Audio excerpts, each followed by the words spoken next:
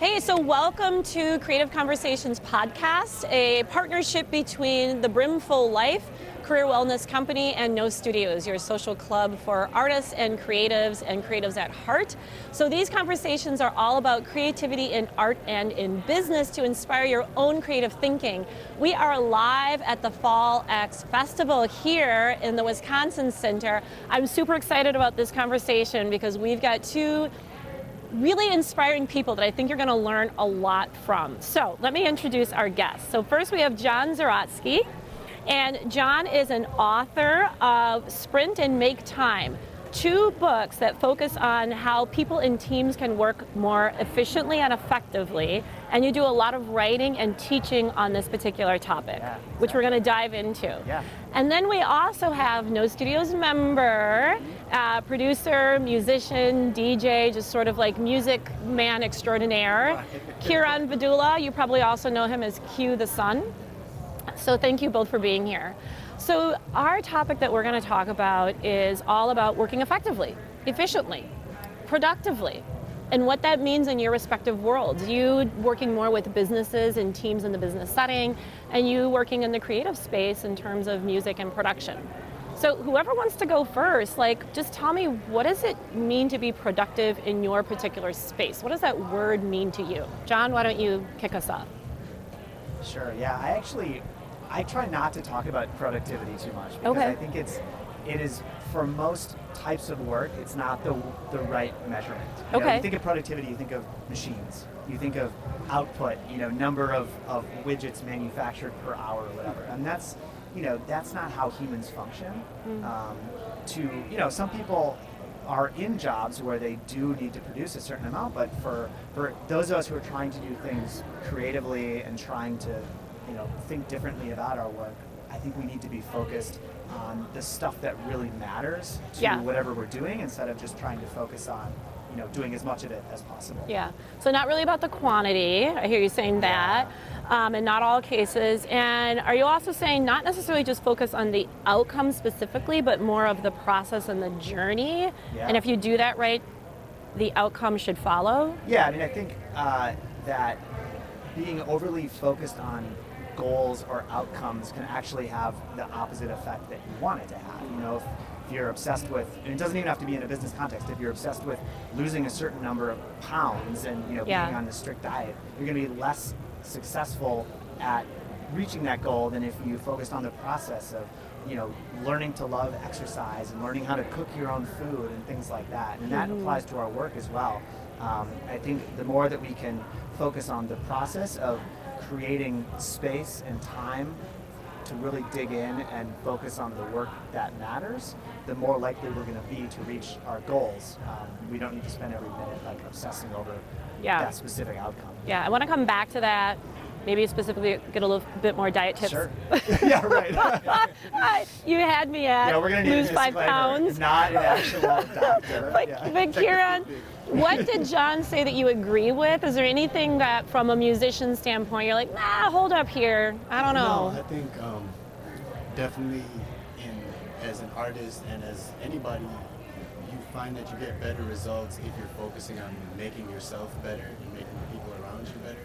So I think when you ask about productivity, in a music space, productivity could be seen as I'm more productive if I'm making more songs, if I'm releasing more albums or doing more shows. But like you said, sometimes that can actually be destructive because you either become too stressed out or you're focusing too much on one thing without focusing on something else. So I like to use the word fertility instead of productivity. So, because it's and you and I talked about this before about kind of the creative processes, like nature, like a gardening process. So make sure you keep your mic on. I try to focus on making sure that the soil is really fertile for creation rather than how many vegetables am I pulling out of there. It's a great analogy. Yeah. So I think that doing things like staying healthy and staying fit and keeping positive relationships with the people that I work with, I end up spending more time on that, and products come out of that, fertility Yeah. that time span. So John, in the business world, when you're working with teams, do you get a lot of pushback? Is this more becoming more like universally accepted in the business world, maybe backing off from leading with productivity as the goal? Or do you still find that you have to do a lot of education to get people to maybe think about work in a different way? I think that productivity is a helpful starting point for these conversations because it's a word that people understand at some level. So to me, I want to meet people where they are, and if where they are is thinking about productivity and trying to increase their output, then I'm going to start the conversation there. But I'm going to try to dig into what is really important. Like in every job, whether that's a job at the office or just our job in life, in every job there is a part of that job that really matters. There's a core of that work that is, that gives us purpose, that motivates us, and that's where the value comes from too. That's the actual core of what we're doing and why. And so I try to dig into that, and then I try to help people sort of look at, well, how are you spending your time now? And are you spending most of your time on that work that really matters, or are you spending it on all the other stuff? Are you trying to stay on top of your emails and manage social media and go to all the meetings that you're invited to? Yeah.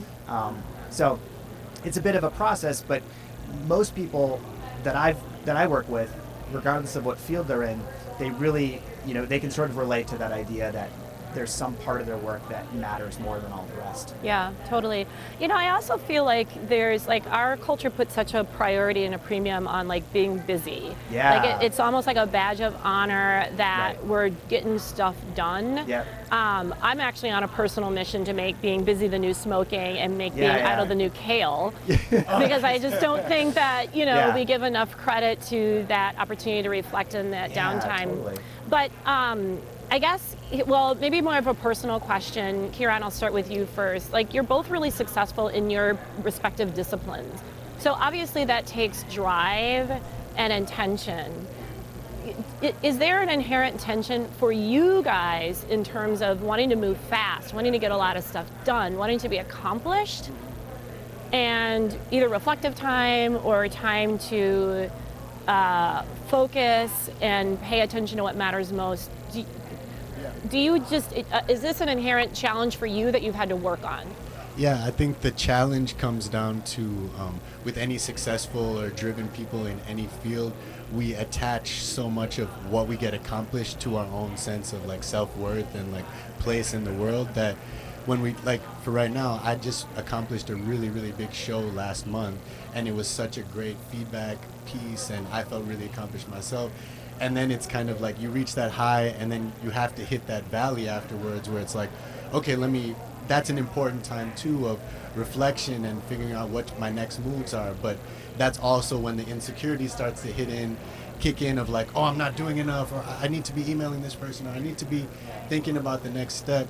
But if you jump right into that mode, it prevents you from actually allowing the inspiration or the right energy to come to you, because you're filling it with that anxiety of unless I'm working, I'm not a person, or I don't exist unless I'm working. Yeah. So it's fighting that impulse and knowing that the high came from the low chill point.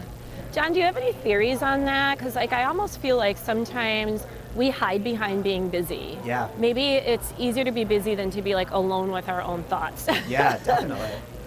Yeah, there's a famous quote that all of humanity's problems stem from the inability to sit alone quietly in a room. And I think that this sort of obsession with busyness, I actually think that I think that it is a function of maybe a slightly earlier, different era of industrialization. Because, if you think about kind of typical work in, let's say the 70s or the 80s or whatever, there wasn't information coming at you constantly. We didn't have social media, we didn't have email, we didn't have the ability to be busy without actually doing anything. But now we do. So I think that the conversation might be changing a little bit. I think that maybe people are waking up to the fact that busyness isn't necessarily linked to value. And maybe it used to be just because the kind of structure of our world was a little bit different.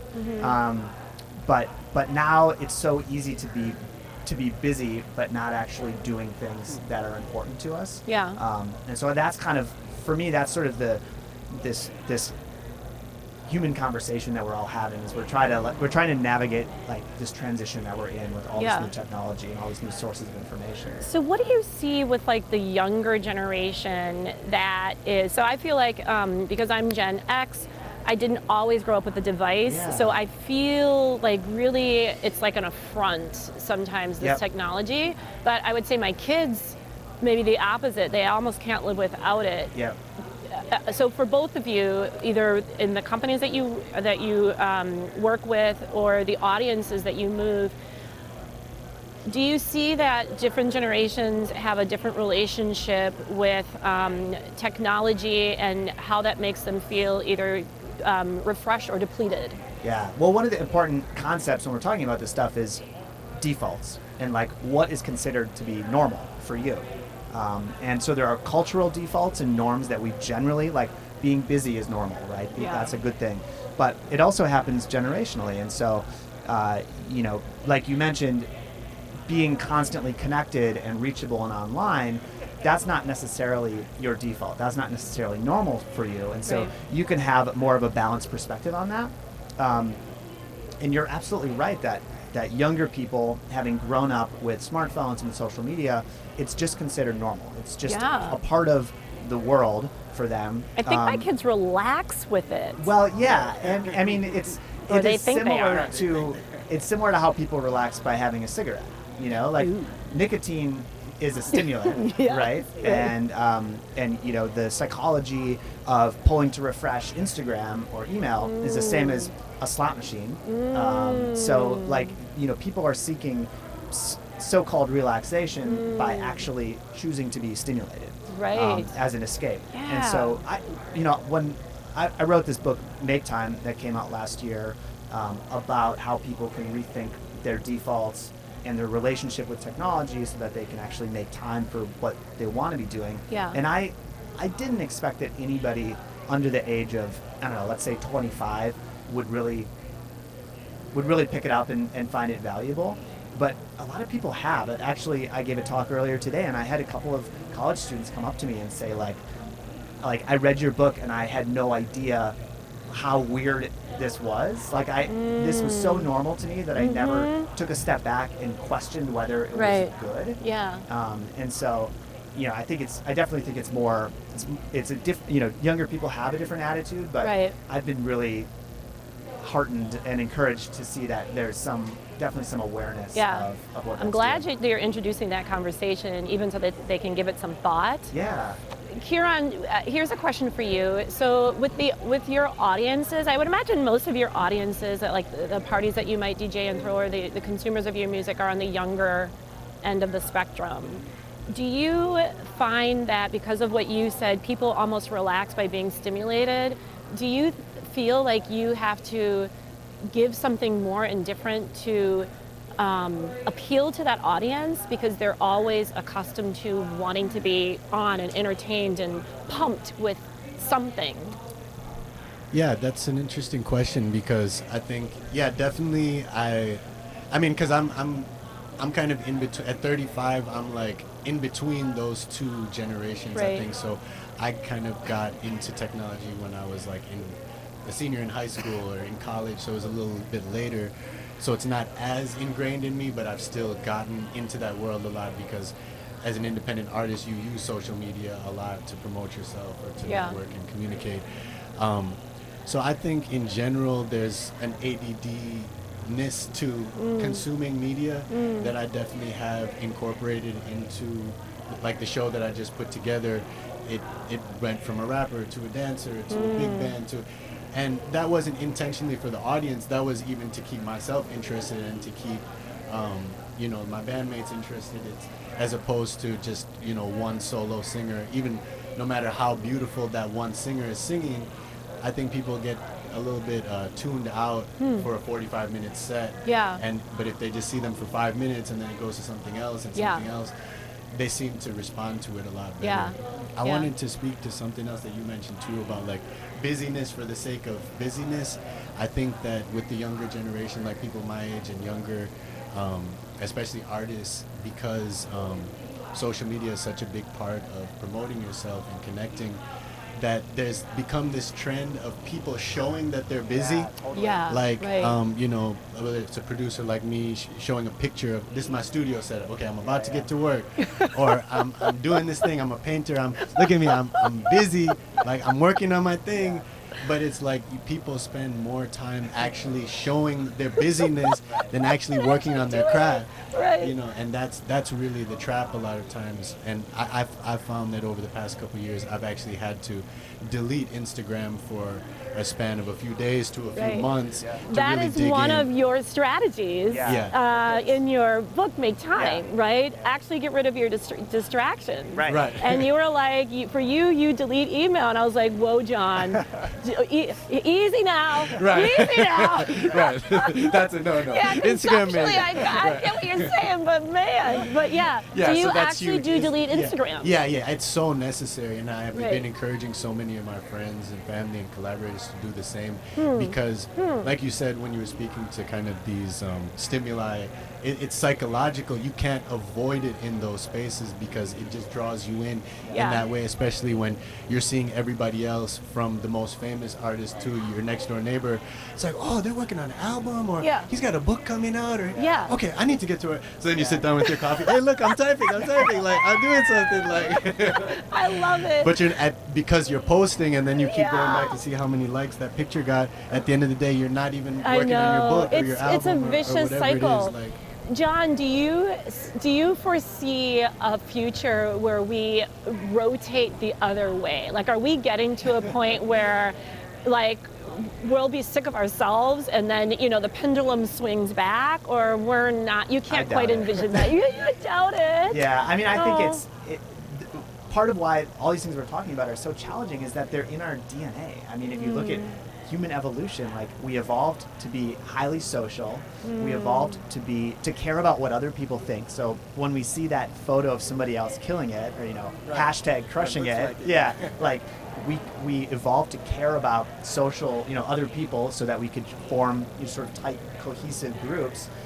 We evolved to be distractible. If you think about a pre-industrial age and you're walking through the woods, like, there's a flash in the corner of your eye, like, maybe it's something dangerous, maybe it's a tree falling, maybe it's a predator, and you need to notice that thing is there. So we've got all this natural wiring that has actually made it really, really difficult to sort of have control over these technologies, and a lot of the technologies are actually engineered specifically to take advantage of that wiring. So I think that the best we can do, and maybe I'm not being optimistic enough, but I think that the best we can do is that we can all become much more aware of who we are as humans and what our interactions and relationships with technology are, so that we can be intentional, so that we can choose to use technology in ways that really support us. I don't want to discount the power of the fact that this is a podcast that's on the internet. Like this is a great use of technology, but refreshing Instagram to see how jealous you should be of people that you don't really know. That's not a great use. And so I'm just hoping that we, very much as we had to do as a society when we adopted electricity and the automobiles and all these world-changing new technologies, I hope that we'll get to the other side of that transition and have a much healthier just sort of perspective on what works for us. That's actually a very, I guess, calming way of framing it, because when automobiles were first introduced, so many people were killed because they forgot these things go faster than a horse and buggy, and they're crossing the street and then they get hit. So we had to evolve, and well, if you want to have some fun time on Google someday, do look up some stories, newspaper stories from when the first cars came out, and there were articles about how this was going to be the end of the world, and well, maybe it is. I mean, cars definitely have some problems, but there were articles about how what it was going to mean for horses, Yeah. Like the poor horses. There were articles about how like they will now be not slaved anymore, yeah. right? So about how like carriage drivers, like that was no longer going to be a job, and like what were those that's people going to do fascinating. instead? And like I don't mean to say that everything's perfect, but like we kind of figured it out. We have emission standards. We have like but safety also the regulations. trend now is fewer cars on the road. Yes, right. definitely. So maybe there's everything sort of evolves, and so you're right. I think we adapt, and we will figure out a healthy way to incorporate it into our society. Yeah. All right, guys, so let's get a little personal here. Like your go-to strategies. So Kiran, how about you? Like when you're starting to feel, oh, I should be taking pictures of me doing work instead of doing work, that's not good. So how do you catch yourself, and what are your go-to strategies for being more like centered? Yeah, I think the last time we talked, and the reason you invited me in this particular conversation is I was talking about my love of long walks, especially in nature. Because and making sure to leave my phone behind, because that way, because sometimes you can go for a walk in nature, but then you're still like, oh look, I'm taking pictures, or hey, I'm going for a walk. I'm so mindful. Right. I'm going for a walk. Click. Yeah, but walking to me is a great meditation because the scenery is constantly changing around you, so you're still simulated. You're moving, so you're feeling your blood flowing. Nature just in general is always an inspirational and healing space to be in. But even if I'm not in nature, if I'm just walking around downtown or whatever, it's like your wheels are still spinning and you're thinking about stuff, but you're not working. Like you can't sit down and write something down. You just, the thoughts are passing through your head, and you're seeing stuff, or you might see a person or the sun shining or whatever it is. That's always my number one. Like that's a daily practice for me. And I actually started walking because you said that. I had always been a runner. So again, if I'm going to do anything with my time, it's going to burn calories, as many as possible. Efficient. And this whole concept of walking seemed useless. Right. But because you and that's said why it, it's good. and I really, I for all the reasons that you said, I really enjoy it. I still feel like I'm productive in doing something. But it's not as intense. Like if I'm running, I'm focused on my breath and just getting through the run. But with the walking, I'm able to just still like be more present, I guess. Yeah, right? and what I do with the walks too is I make sure I'm not walking anywhere. So I literally like, oh, that building looks cool, I'm gonna walk that way now. Or maybe I'll go by the lake. So each intersection I reach or each path, like I can just decide, and then I'll know I'll eventually make my way back to my house or whatever. You know what I like about that? I feel like so much of our day is focused on what we have to do or what we should do, and not what we want to do. Yeah. And even just being able to wander where you want to is kind of refreshing in itself, right? Absolutely. Kind of empowering. Definitely.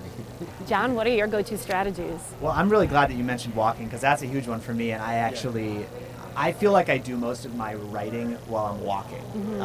Not literally like on my phone, but like using it as just sort of space to think. I call it like little m meditation. So it's not like proper like capital M meditation following some structure, but it's basically what happens when you remove all the external stimuli and you have time to just sort of let your mind do its thing. And I find that whether it's small scale, like taking a walk, or whether it's big scale, like traveling someplace and really being unplugged for weeks or months at a time, that's when the ideas really start to flow for me. It's almost like I've got like a 2-lane road in and out of my brain, and if there's like too much traffic coming in, like nothing can get out, or the other way around. If there's too much like coming out, nothing can get in. So I have to like keep those things in balance. Another strategy that I use, which is not going to sound like it's in keeping with anything that we're talking about, but I swear it is to like really, really aggressively schedule myself. And I don't mean like with meetings with other people and stuff like that, but actually scheduling my time for the work that I need to do and the stuff that I care about. And I'm in this period right now where over the next few months, I'm going to be doing pretty much every week, I'm either going to be doing a talk or teaching a workshop in a different city.